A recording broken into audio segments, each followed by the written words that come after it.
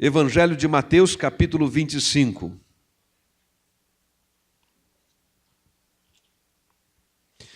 Nós estamos no meio de uma campanha de discipulado e distribuímos aquele devocional, ainda temos algum, se alguém quiser, ainda temos algum ali, e com uma leitura para cada semana, uma leitura devocional inspirativa, perguntas para ajudar na reflexão, na meditação, desafios, né, propostos lá, e a nossa campanha, né, que é uma convocação para que a gente possa pensar sobre o nosso tema do serviço, né, e poderia ser cuidado, poderia ser socorro. A nossa expectativa é que no dia 16 a gente conclua esta série de leituras e reflexões sobre serviço. No domingo 16, é o terceiro domingo de junho, à noite, pastor Dorival, que é diretor executivo aqui na Associação Batista, nos Batistas da Grande Curitiba, na Associação dos Batistas da Grande Curitiba, ele quem vai trazer a palavra final, ele vai pregar, foi convidado, vai estar conosco, dia 16 à noite. Então, vai ser um momento bem especial. A gente queria, inclusive, abrir o espaço para ouvir as experiências. Nós desafiamos os que estão envolvidos nos grupos pequenos a montarem cesta básica, né, e terem um gesto mais direcionado nesse sentido. Recebemos algumas doações e nós estamos encaminhando. E a gente gostaria depois de ouvir um depoimento ou outro de o que Deus falou, o que você não tinha pensado antes, e essa série, essa leitura, talvez uma pergunta ou um encontro no grupo fez você pensar. Então, a gente quer abrir um espaço no dia 16 para ouvir um pouco das histórias, né, do que Deus plantou, semeou, do que despertou, floresceu no coração da gente. Ok? Então, vamos lá. Evangelho de Mateus, capítulo 25. Nós vamos ler a partir do verso 14 essa descrição do que foi conhecido como a parábola dos talentos. Mateus 25, a partir do verso 14, a parábola dos talentos. A Bíblia diz assim: e também será como o homem que, ao sair de viagem, chamou os seus servos e confiou-lhe os seus bens. A um deu 5 talentos, a outro 2, e a outro 1, cada um de acordo com a sua capacidade. Em seguida, partiu de viagem. O que havia recebido 5 talentos, saiu imediatamente, aplicou-os e ganhou mais 5. Também o que tinha 2 talentos, ganhou mais 2. Mas o que tinha recebido 1 talento, saiu, cavou um buraco no chão e escondeu o dinheiro do seu senhor. Depois de muito tempo, o senhor daqueles servos voltou e acertou conta com eles. O que tinha recebido 5 talentos, trouxe os outros 5 e disse: o senhor me confiou os 5 talentos, veja, eu ganhei mais 5. O senhor respondeu: muito bom, muito bem, servo bom e fiel. Você foi fiel no pouco, eu o porei sobre o muito. Venha e participe da alegria do seu senhor. Veio também o que tinha recebido 2 talentos e disse: o senhor me confiou 2 talentos. Veja, eu ganhei mais 2. O senhor respondeu: muito bem, servo bom e fiel. Você foi fiel no pouco, eu o porei sobre o muito. Venha e participe da alegria do seu senhor. Por fim, veio o que tinha recebido 1 talento e disse: eu sabia que o senhor é um homem severo, que colhe onde não plantou e junta onde não semeou. Por isso tive medo. Saí e escondi o seu talento no chão. Veja, aqui está o que lhe pertence. O senhor respondeu: servo mau e negligente. Você sabia que eu colho onde não plantei e junto onde não semeei? Então você deveria ter confiado o meu dinheiro aos banqueiros, para que, quando eu voltasse, o recebesse de volta com juros. Tire 1 talento dele e entregue-no ao que tem 10. Pois a quem tem, mais será dado, e terá em grande quantidade. Mas a quem não tem, até o que lhe tem, lhe será tirado. E lancem fora o servo inútil nas trevas, onde haverá choro e ranger de dentes. Amém. Esta parábola ela está relacionada com a parábola anterior. Jesus conta isso, e o texto dá essa percepção muito clara, no verso 14, de que há uma história que Jesus está contando, e ele contou a primeira, que é a parábola daquelas 10 moças convidadas para serem uma espécie de, naqueles dias, naquele contexto, madrinhas, né, de um casamento, e elas estão lá com uma espécie de lanterninhas de mão, que era acesa, né, com azeite, e elas estão lá esperando o noivo chegar, a festa começar. Elas têm um papel de iluminar o caminho da chegada desses noivos, enfim, e elas acabam dormindo, e de repente alguém que está organizando, a cerimonialista da festa, diz: os noivos estão chegando aí, vai começar o casamento. E elas acordam, e aí o texto diz que 5 tinham, né, provisão e alimentaram essa lanterninha com mais azeite, o fogo, né, se reacendeu, mas as outras não tinham, outras 5, e elas pediram socorro. Me dá um pouco aí do querosene aí para eu queimar aqui a minha lamparina aí. Disse: nós não podemos, né, corre, vê se dá tempo de ir num comércio local comprar alguma coisa e tal. E elas saem, né, elas são descritas como insensatas, como imprudentes, e elas saem correndo e vão tentar providenciar e acabam voltando. As portas já estão fechadas, a festa já começou, elas não podem entrar, ficam de fora. Termino de contar essa história, que tem um foco claro na vigilância, na provisão. Jesus narra essa parábola dos talentos. E tanto uma quanto outra se insere, desde o Mateus 24, nas últimas palavras de Jesus sobre a sua volta. Ele está conversando com os discípulos, e isso começa lá em Mateus 24, e ele começa então a falar, preparando e alertando os discípulos sobre a sua segunda vinda, o que estava por vir, e ele conta essa parábola, e a outra tem o julgamento das nações aqui na sequência do capítulo 25. Mas essas 2 parábolas, elas estão relacionadas.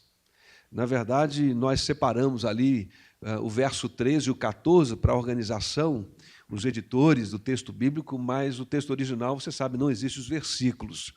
É uma escrita contínua. E, do ponto de vista gramatical, foi um arranjo feito, porque, do ponto de vista gramatical, o verso 13 e o verso 14 estão numa descrição só, é um texto único. Né? O que fica claro, então, do ponto de vista da escrita, que tanto uma história quanto outra comunicam uma mensagem, né, que se complementa, elas estão em harmonia. A primeira fala desse preparo interior, parábola das 10 moças, né, das 10 madrinhas, fala desse preparo interior, dessa vigilância, de estar atentos. Todas as 10 dormem, né, não são só 5 que dormem, todas elas dormem, o que significa que às vezes a gente dá uma cochilada mesmo, por assim dizer, né, na vida, na caminhada, nessa espera de que Cristo vai chegar, de que Ele vai voltar. Então, a gente dá uma cochilada, a gente dá uma descansada, mas Ele vem. E quando Ele chegar, a gente precisa estar preparado. Essa é a ideia da primeira parábola. Né? Estarmos com a nossa fé nutrida, com a nossa confiança nele firme, o que nos lembra outros textos e outras advertências da Bíblia sobre o fato de que haverá um momento em que muita gente, cansada de esperar, né, permitirá que a dúvida penetre em seus corações.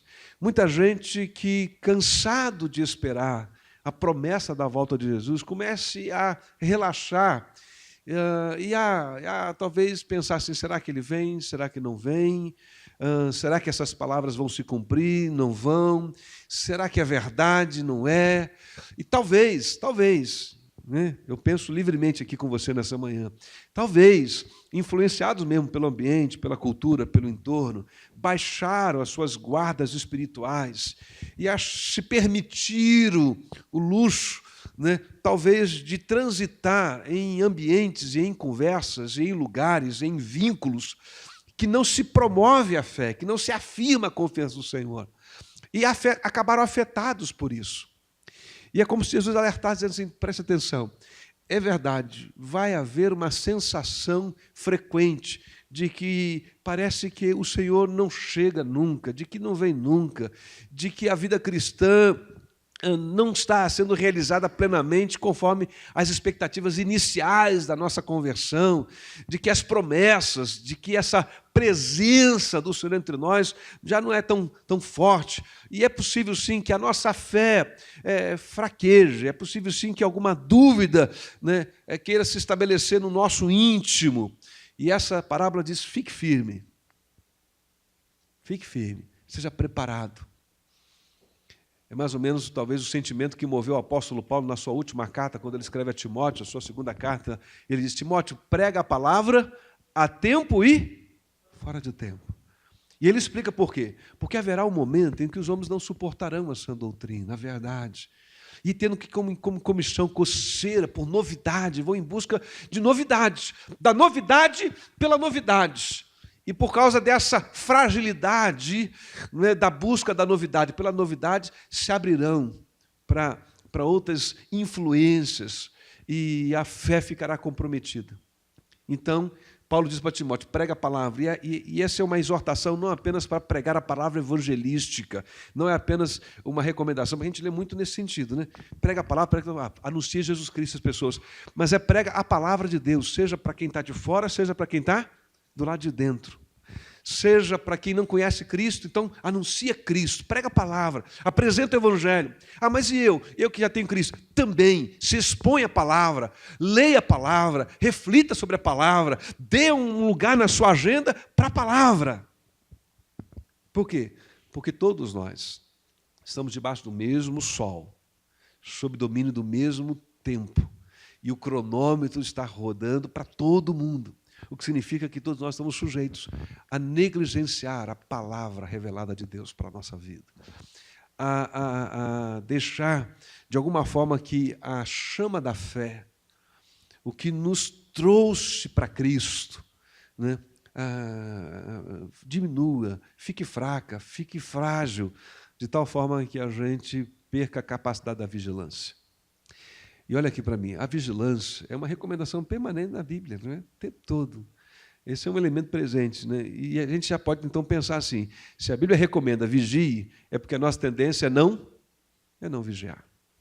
Mesmo na hora mais difícil, quando Jesus se recolhe no jardim do Getsêmani para orar, há uma recomendação, né, para os discípulos: venham comigo orar um pouquinho. E aí ele pega lá os 3 mais próximos dele, talvez, ou que ele está discipulando de uma forma mais próxima, né? Pedro, Tiago, João, leva eles um pouquinho mais à frente e diz: fica aqui comigo, vigie e ore aqui comigo, não é isso? Vamos orar juntos. E aí ele vai um pouco mais à frente para orar sozinho. E aí você lembra da história, porque 3 vezes ele volta e encontra os discípulos como? Dormindo. E qual foi a recomendação que ele deu? Olha, orem e vigiar. O tempo é para orar e vigiar. E essa vigilância de Jesus, a gente para pensar ali, não é uma vigilância exterior, não é do tipo assim: fica de tocaia e vê quando o exército vai chegar, quando a guarda, né, do Sinédrio chegar, me avisa para a gente correr, tá certo? Fica atento, vê se o traidor vai chegar, porque se o traidor chegar, vocês me avisam que a gente embosca eles. Não é uma vigilância exterior. Às vezes a gente lê um texto como esse e eu lembro de ter lido uma primeira vez e eu pensei: ele está vigiando o pessoal que vai chegar. Ora e vigia o pessoal que está para chegar, né? E a gente dizia, um olho fechado orando e o outro aberto olhando. Conversa de júnior, de adolescente. Mas a leitura, né, e a reflexão faz a gente perceber que a recomendação é: vigia o teu coração, como Jesus vigiou dele. Porque a hora era difícil. E a nossa queda espiritual não começa por uma questão que está do lado de fora, por uma pressão, um desafio ou disparo de algo que veio de fora, mas a queda começa do lado de dentro da gente. Né? Sobre tudo que se deve guardar, guarda o teu. Está do lado de fora ou está do lado de dentro? É dentro que a fragilidade se estabelece para aquilo que vem de fora. No nosso GPS essa semana nós estávamos conversando sobre isso. A importância de um compromisso sistemático com a vida cristã, independente do bom ou mau tempo. Essa era a conversa que acabou surgindo no nosso grupo de estudo, porque nós estudamos sobre o tempo lá.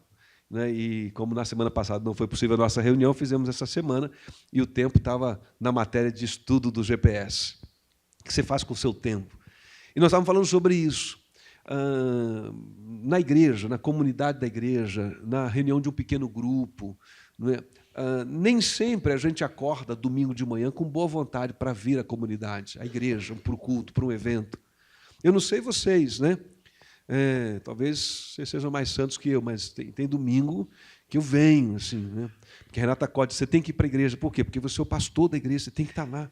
Então, é verdade. Aí eu levanto e venho, né? Porque dá vontade de ficar em casa, eu esqueço que eu tenho um compromisso. E aí, a gente vem pela força de um compromisso. Mas em tudo na vida em que a gente estabelece compromisso, a gente se potencializa naquilo. Na vida cristã não é diferente. Se eu me permitir, se você se permitir levar a vida cristã, quando está com vontade, quando vier o tempo difícil, vai faltar fibra, resistência, consistência, musculatura espiritual para resistir. Essa era a nossa conversa.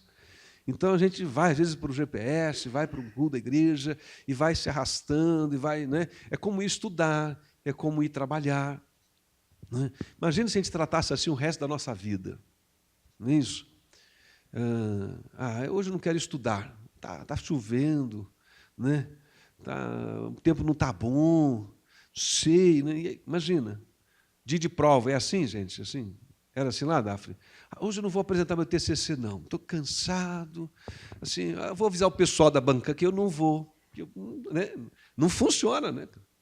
Imagina, vou ligar lá para o pessoal do meu trabalho, do meu serviço, dos meus parceiros de negócios. Não, hoje não. Porque, choveu essa madrugada, granizo. Então, né, a cidade está perigosa. Né? Mas a gente faz assim com a vida cristã. É claro que há uma razão para isso. Eu reconheço isso. Qual é a razão? É que a gente aprende que a gente pode orar e invocar o Senhor em qualquer lugar. E é verdade, graças a Deus por isso, amém? Mas que essa verdade não seja para nós uma armadilha. Porque ela pode ser uma armadilha. É mais ou menos como se automedicar. Hein, Charles? Que é médico aí. É mais ou menos isso, né? Eu vou me automedicar. É mais ou menos, né, como dizer assim, eu não vou para a faculdade nem estudar, eu vou comprar os livros e vou ler em casa.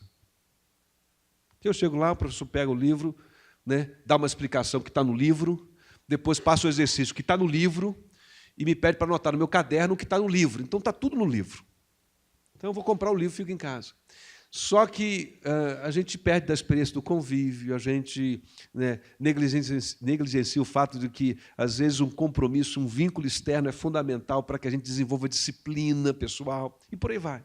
A vida cristã não é diferente. A parábola das virgens ou das 10 moças, enfim, das madrinhas, que eu estou chamando, né, para contextualizar, aponta nessa direção. Vigia o teu coração, não negligencie. Mas e a parábola dos talentos? A parábola do talento complementa a outra parábola dizendo o seguinte, que além de você vigiar, diz, você precisa viver uma vida de trabalho frutífero. Esta é a ideia. E aí vamos então pensar um pouco no texto. Talentos, a partir provavelmente da Idade Média, ganhou o sentido entre nós de habilidades, de capacidade até artística para fazer alguma coisa, né? Uma certa habilidade. Então, quando alguém pinta um quadro bonito, a gente diz, nossa, como ele é ou ela é talentoso, talentosa, né? Ele toca muito bem aquele instrumento, ele é muito talentoso. Ele faz tantas coisas com trabalho manuais, ele tem as mãos habilidosas. Esse irmão, essa irmã, esse querido, ele é tão talentoso. Então, a palavra talento na nossa cultura ganhou esse significado de habilidade. No texto bíblico, eu espero que tenha ficado claro para nós, não é isso, é dinheiro mesmo. E há aí discussões se era, de fato, né, uma espécie de referência de moeda ou peso, né, porque também tem talento como peso. Mas não importa, o que fica claro, e é isso que nos interessa, é que Jesus usa uma figura da sua época e descreve este momento em que um senhor vem e reúne seus servos, em geral naquela cultura os mais de sua maior confiança, os mais próximos, aquele que ele demonstrou maior confiança, quando ele tinha que se ausentar. E ele encarregava esses empregados de responsabilidades administrativas dos seus bens. Haviam 2 sistemas, então, naquela época. Um era uma espécie de sistema bancário. Um sistema mesmo financeiro em que você pegava os seus bens e negociava com eles para quando voltar você pudesse requerer esses bens negociados. Então é como se você colocasse na mão dos banqueiros. Daí é a segunda opção que Jesus apresenta quando repreende aquele servo negligente de um talento. Mas o texto diz que ele optou pela outra modalidade. Ele reúne os seus servos, empregados, e distribui para eles. A um dá 5 talentos, a outro 2 e a outro 1. Distribuir e eles têm uma tarefa. Eles sabem o que eles precisam fazer. Eles precisam fazer negócios. Precisam administrar aquilo. Não pertence a eles, mas eles têm uma responsabilidade administrativa. Esse senhor volta e requer deles prestação de contas. E é, de fato, uma espécie de conferência das contas, da contabilidade. Eles precisam prestar conta. O que ganhou 5 talentos negociou e ganhou mais 5, apresenta uma contabilidade de 10, o que ganhou 2 apresenta mais 2, a contabilidade de 4. O que é interessante na história é que tanto um quanto o outro recebem elogios, e o mesmo elogio, porque a questão não estava na quantidade, mas na responsabilidade demonstrada pela administração bem feita. Né? Então, que administrou 5 demonstrou-se competente e responsável com os 5, recebe elogio. O que recebeu 2 demonstrou-se responsável com 2, recebe elogio. E o que recebe um talento recebe uma repreensão, uma palavra de juízo. O que é interessante do texto é que o texto diz que esse senhor distribui a cada um conforme as suas capacidades. Por que ele deu 5 para um e não deu para o outro? Porque o que ganhou 5 tinha demonstrado capacidade de administrar aqueles 5. Por que ele deu 2 para um e não deu 5 para quem ganhou 2? Porque aquele que ganhou 2 tinha capacidade de administrar 2. E por que ele deu só 1 para um? Porque ele só tinha capacidade de administrar 1. Capacidade. Isso não diminui nada o valor de cada um deles. Eles foram chamados porque eram confiáveis. Eles foram chamados porque, na visão do seu Senhor, eles eram capazes. Um capaz para 5, um capaz para 2 e o outro capaz para 1. Não é o estado final deles. O que foi capaz para 1, a gente pode assim ir adiante na parábola, ela não conta, mas vamos fazer um exercício imaginativo. Poderia um dia ser capaz de 2. O que foi capaz de 1 e o que foi capaz de 2, poderia um dia ser capaz de 5. Então, não é um juízo definitivo, é um reconhecimento de um estado. Capaz de 5, capaz de 2, capaz de 1. E ele não cobra de 2 que apresente resultado de quem recebeu 5. E é interessante que ele não chega nem a cobrar dos 5 o resultado de quem deveria apresentar 10. Então, me parece que essa construção da narrativa mostra que há equilíbrio, justiça, né? Não há severidade, não há uma cobrança além.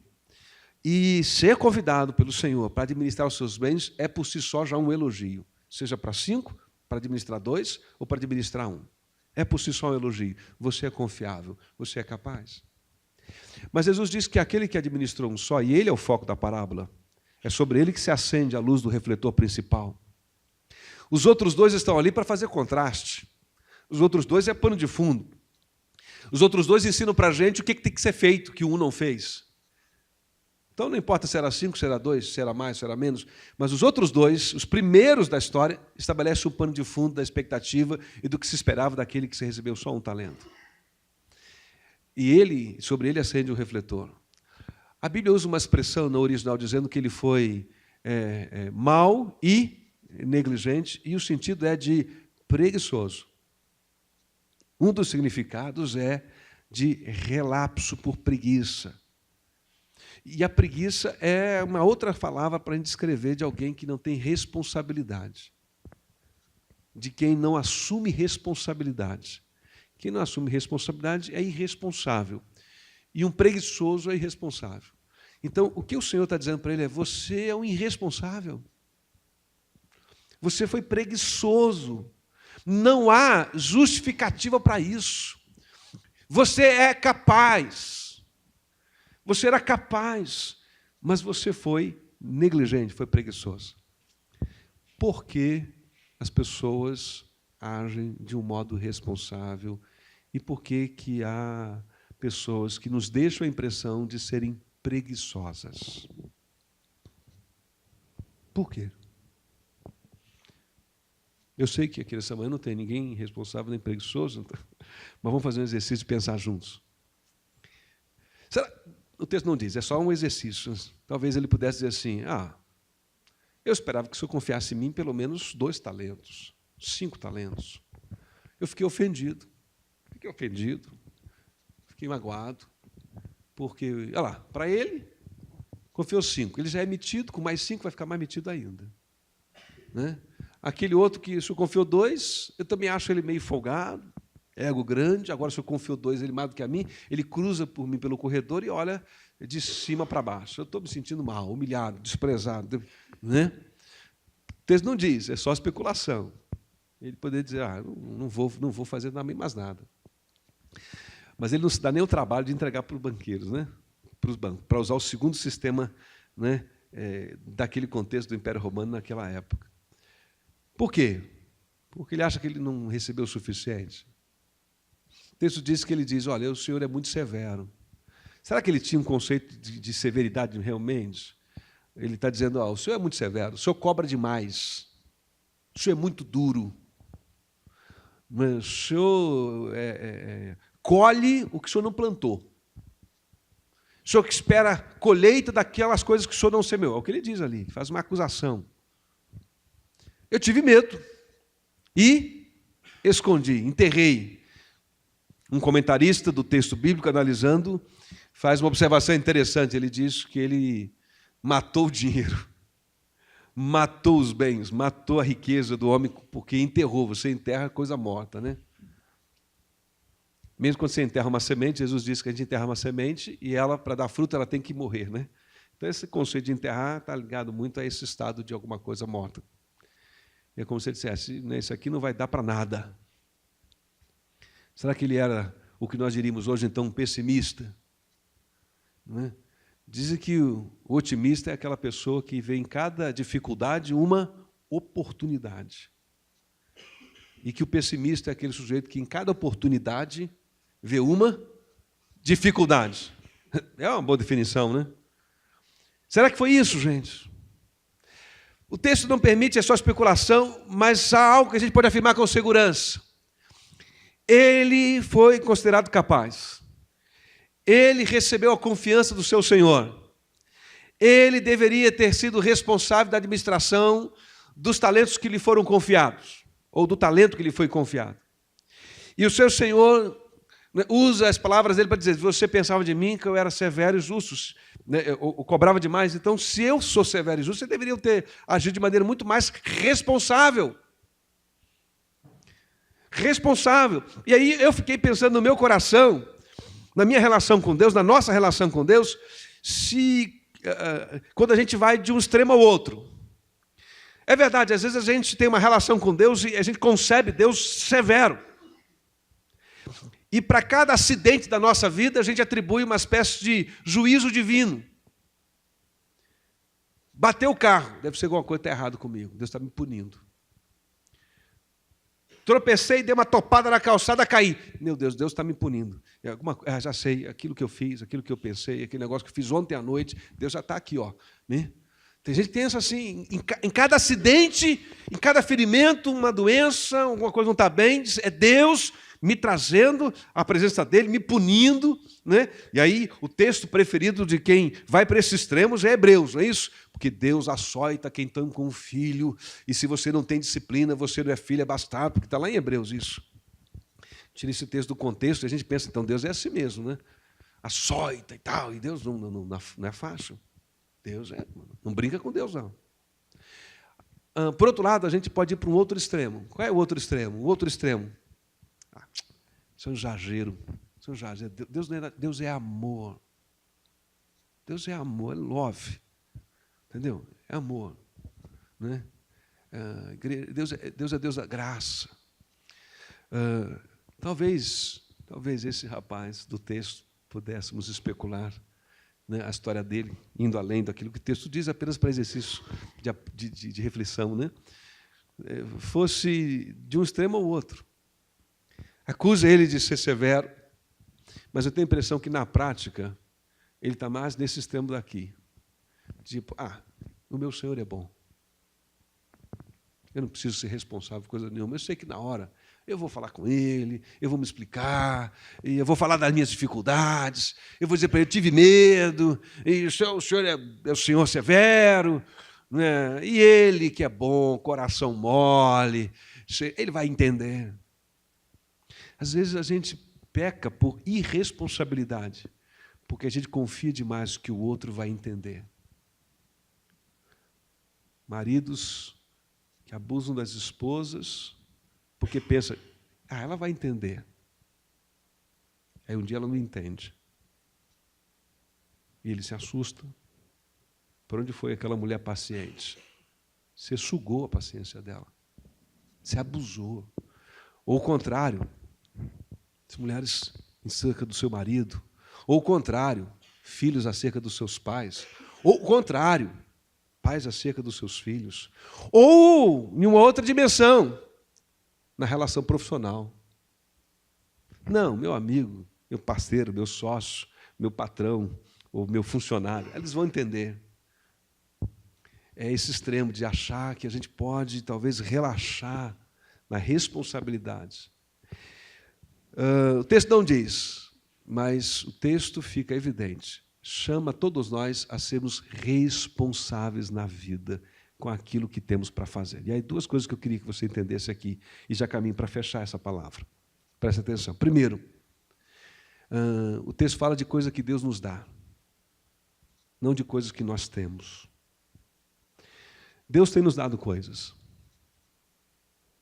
Deus tem nos dado talentos. Deus tem nos dado dons espirituais. Deus tem nos dado, às vezes, oportunidades. Deus tem nos dado muito. Coisas que a gente conquista pelo trabalho, mas que são graça divina. A gente ora pelo pão nosso de cada dia, que o Senhor nos dá. Então, o pão é fruto do meu trabalho? É, mas é fruto também da bondade de Deus, porque é Ele quem dá o pão de cada dia. Então, a vida como um todo é uma dádiva, mas há sim dons, capacidades espirituais, não é? Convocação, chamado, vocação que Deus faz para a gente. Diz, você homem, você mulher, quero te usar. E Deus dá a gente habilidade, dá dons, talentos. Pensando ilustrativamente na esfera da igreja. Um toca, o outro ensina, o outro prega, o outro organiza coisas, o outro administra, o outro monta equipamento, o outro regula som. O outro ajuda os carros do pátio a estarem bem organizados. O outro tem sabedoria e aconselha as reuniões e dá uma palavra que ajuda as decisões fluírem de maneira mais rápida, porque tem uma percepção, um discernimento. Dons espirituais. E nós precisamos ser responsáveis com o exercício da nossa vida cristã no uso desses dons espirituais. O Senhor espera que a gente possa multiplicar, potencializar, fazer isso crescer. Talvez isso signifique para alguns de nós exercer liderança por um tempo, mas sempre pensar em preparar um outro líder. Isso pode significar, em um professor que ensina, também esse olhar de, deixa eu ver se tem mais alguém nessa classe que pode ser professor. Isso pode significar serviço mesmo, repartir o conhecimento, repartir uma informação, ensinar alguém sobre alguma coisa. De tal maneira que o conhecimento que se tem, a habilidade e a experiência vivida possa instruir o outro e ajudar o outro a se elevar no seu potencial, nas suas habilidades, nas suas competências. A Bíblia nos chama a sermos responsáveis com a vida cristã e com a vida que temos. Amém? E esse texto deixa claro isso. Esse texto deixa claro também que é algo que cabe a mim e a você fazer. O da parábola das moças é uma espera. É um texto que fala dessa vigilância. Eu estou parado, estou atento, estou vigiando, estou esperando. Mas a parábola dos talentos, ela fala da minha responsabilidade de fazer algo, de agir. Certo autor diz, na parábola das moças, espera. Na parábola dos talentos, trabalho. Na palavra das moças, uma devoção cultivada no coração. O Senhor voltará. Firme nele. Olhar para a eternidade, não é? Olhar para o horizonte, olhar para o céu, ele volta, ele vem. Sua palavra é fiel, ele volta, vai se cumprir. Na parábola dos talentos, enquanto ele não vem, eu preciso fazer em favor dele, em favor do reino dele, para a glória dele. Usar o tempo, os recursos, as habilidades, a competência, aproveitar as portas que se abrem de oportunidade para apresentar Jesus, para cuidar de alguém, ou para anunciar, ou para ensinar, mas usar o que eu tenho, não só para mim, porque na verdade o que eu tenho me foi confiado, eu sou mordomo. A nossa cultura de posse, não é? A nossa cultura de propriedade é tão forte, a gente nem se percebe que a gente se apropria das coisas que Deus nos dá, como se fossem nossas. Mas a Bíblia diz que o corpo volta ao pó que o deu, e o espírito volta a Deus que o deu. A vida pertence ao Senhor. O texto diz que quem não age com responsabilidade tende a perder. Mas quem age com responsabilidade tende a ganhar. É mais ou menos assim. A prática faz a perfeição. O Senhor não espera da gente que sejamos capazes de fazer além daquilo que nós somos capazes de fazer. Mas o Senhor espera da gente que a gente seja responsável por tentar fazer o nosso melhor. Amém? Essa é a ideia. Tentar fazer o seu melhor. De modo que eu termino dizendo que não importa o quanto você tem,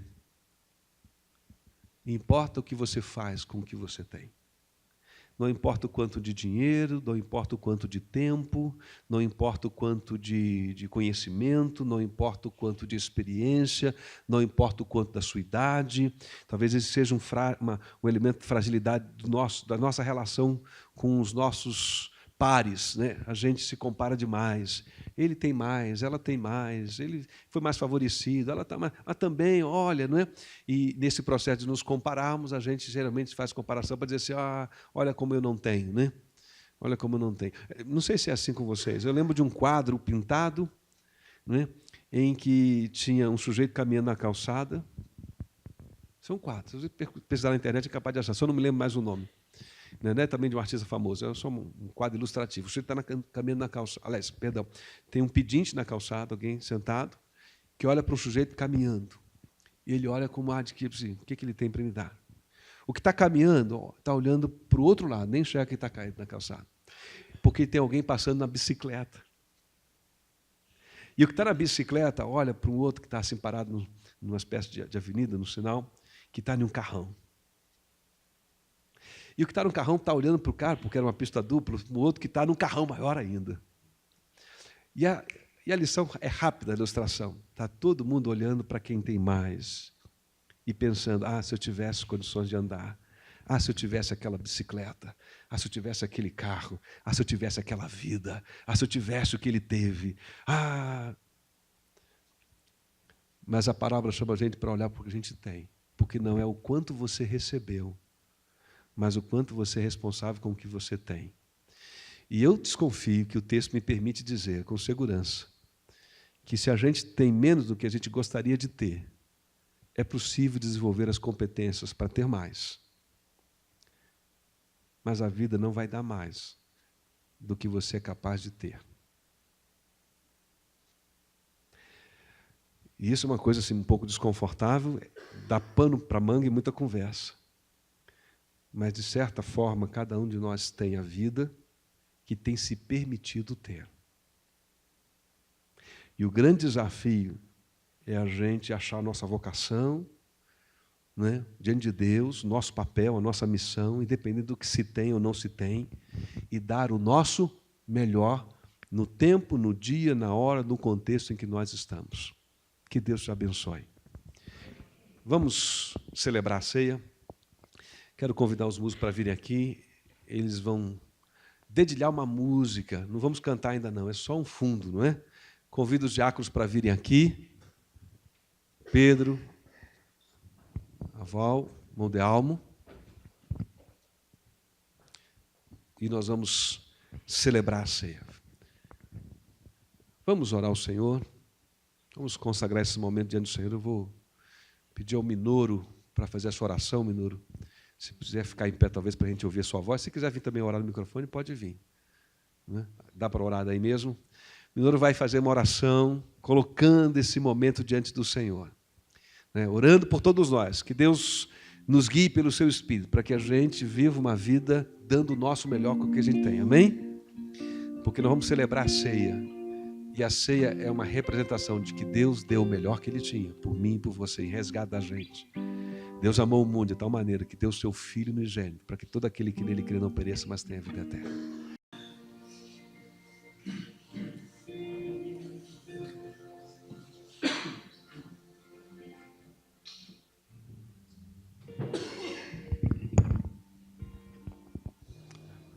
Podem servir, podem servir. Eles vão servir, convido você a tomar do pão do cálice, aguardar que todos sejam servidos. Depois eles vão retornar. Nós vamos celebrar a ceia e cantar uma última canção. Por isso os músicos já estão aqui, já estão aí dedilhando, né, nos instrumentos aí.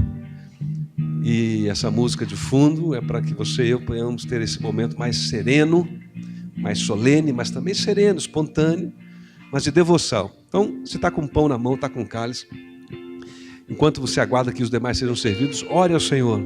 Coloca o teu coração diante de Deus. Pergunta se existe algum dom, alguma habilidade, alguma coisa que Ele tem dado a você e você não tem usado bem. Pode ser o dinheiro, pode ser o trabalho, pode ser uma oportunidade, pode ser um relacionamento, não sei. Alguma coisa que você diz, olha, que Deus colocou isso na minha vida. Um chamado, uma vocação, desejo de realizar alguma coisa, um desejo de fazer algo, mas você está enterrando esse desejo. Né? E de alguma forma, né, tem sido vencido por um temor, ou por um cansaço, por um medo, por uma vergonha, né? E não tem conseguido superar esses bloqueios, talvez, não sei, mas eu quero convidar você a orar, seja o que for que Deus esteja falando, ore, coloque-se diante do Senhor, diga, Senhor, me ajuda a ser responsável, a ser zeloso, a praticar o bem, a multiplicar o que o Senhor tem me dado, os dons, as habilidades, a gerir a vida de tal maneira que eu possa ser um canal de bênção por onde eu passo.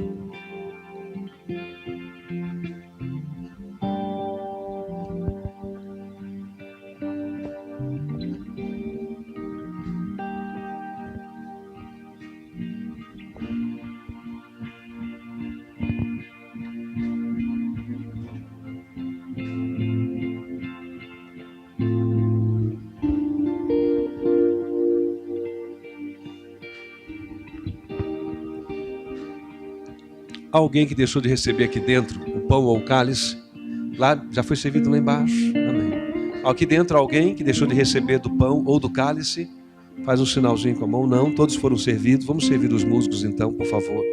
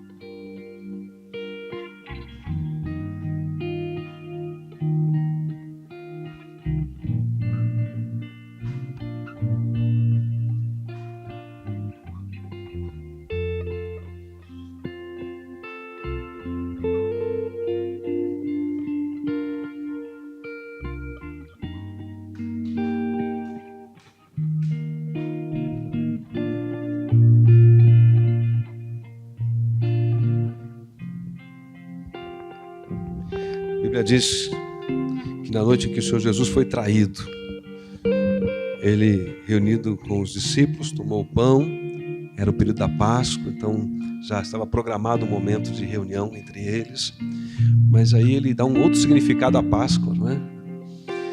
E Ele diz, tomai e comei, este pão representa o meu corpo, e depois deu graças, pegou o cálice com o vinho e disse, tomai e bebei, isso representa o meu sangue derramado por vós. E ele usa essa expressão: farei com vocês uma nova aliança. A velha aliança, ela era condicionada pela obediência à lei, né? A aliança do Velho Testamento. E Paulo escreve aos Gálatas e diz que essa aliança era como se fosse um guia, né, que guiou a gente para reconhecer que ninguém cumpre a lei perfeitamente. A lei serviu para mostrar que ninguém é capaz de viver a vida em todos os níveis de um modo perfeito e adequado, à altura daquilo que deveríamos viver, do que viveríamos se um pecado não tivesse entrado na vida da gente. E aí na nova aliança ele está dizendo que através de Jesus cumpriu a perfeição da lei. E por causa do mérito de Jesus, nós recebemos a graça da salvação, a virtude. E é isso que Cristo quer dizer: esse pão e este cálice representam meu corpo e meu sangue, que eu entrego, que eu derramo. E nós poderíamos dizer, como ele disse, que é servido em favor de vocês. E é ele quem nos convida a tomar o pão e a beber o cálice, renovando a nossa aliança com ele, nosso compromisso com ele, sabendo que já não estamos mais debaixo das obrigações da lei. Mas isso não nos libera de uma vida responsável. Isso só diz que agora a gente precisa corresponder dando o nosso melhor, motivados por amor, não mais por temor, mas por amor. Convido você a tomar o pão e a beber do cálice com esse pensamento. Participemos primeiro do pão.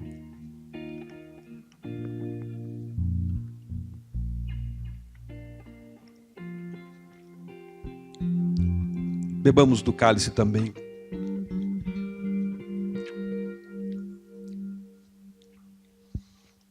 Vamos orar novamente. Senhor, obrigado pelo sangue de Jesus na cruz do Calvário, pela sua morte. Celebramos a ceia nessa manhã e nos lembramos dela. Lembramos do que ela significa, da graça, da salvação, da bondade, do cuidado do Senhor. E sabemos que o Senhor um dia voltará. E que nós lhe pedimos então nesse momento de celebração, quando a nossa memória é, ó Deus, encorajada, queremos celebrar o que Cristo fez e queremos renovar a nossa aliança com o Senhor de devoção, de consagração. Renova a fé, ó Deus, reaviva e reacende a chama da confiança, da esperança, da certeza de que o Senhor é fiel e a sua palavra se cumprirá. Também, ó Deus, efetue em nós tanto querer quanto realizar, que teu Espírito, ó Deus, possa nos guiar e nós possamos decidir, cooperar, corresponder, que nós possamos viver uma vida cristã e uma vida humana com responsabilidade, com zelo, com cuidado, com devoção e amor ao Senhor, de modo que quando o Senhor vier, nos ache fiéis, nos ache dedicados, nos ache responsáveis, nos ache, ó Deus, dando o nosso melhor para o teu louvor e para a tua glória.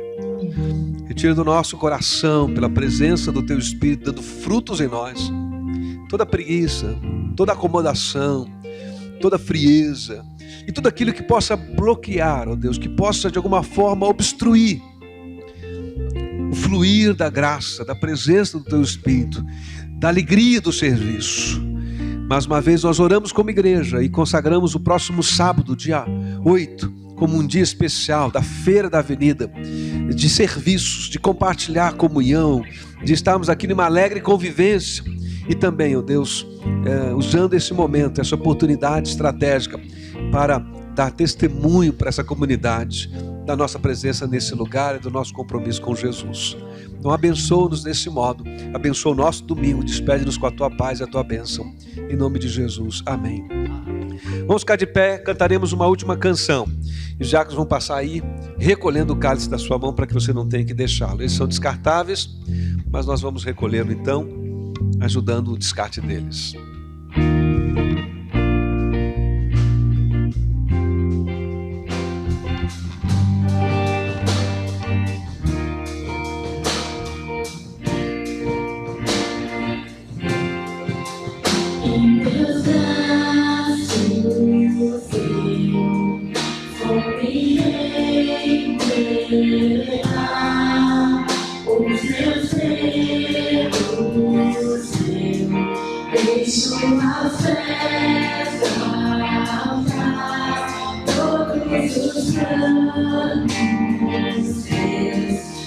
Hoje eu entrego a ti, toma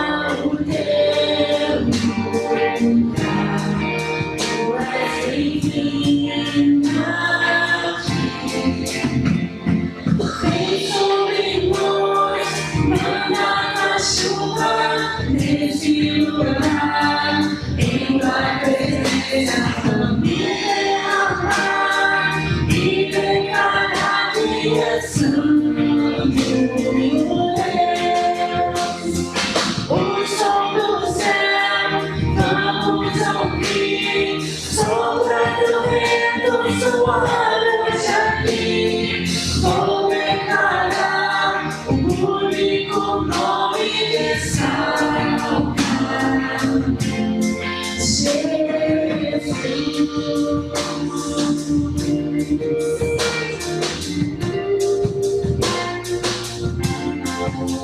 Em teus braços eu vou me entregar,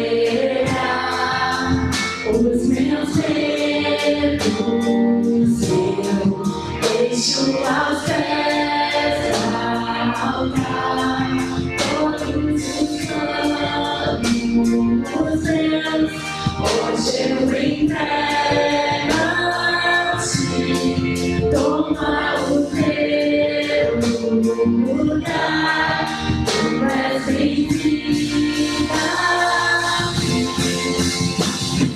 Vem sobre nós, manda a chuva neste lugar, em tua presença vou me derramar e declarar que és santo.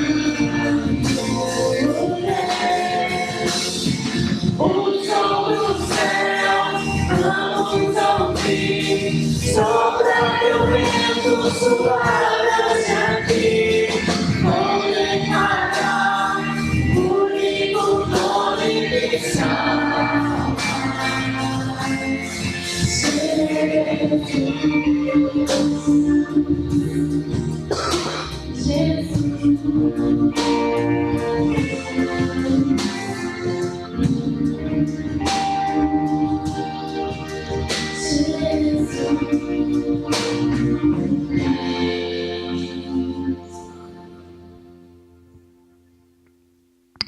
Deus abençoe, bom domingo, bom almoço, vão em paz.